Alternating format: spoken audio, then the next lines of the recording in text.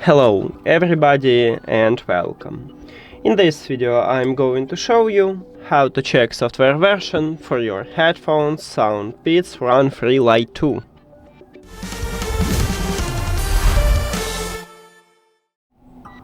You have to start by open Peats Audio application.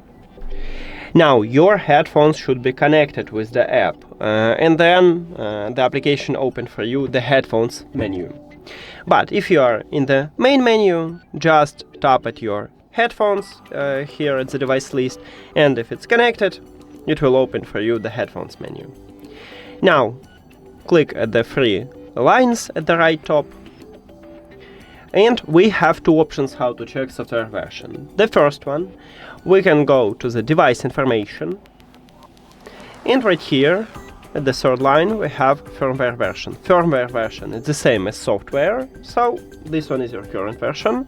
The second option is to go back and in this menu click the firmware upgrade. Again, firmware is the same as software, tap at this line, and right here you have your current version.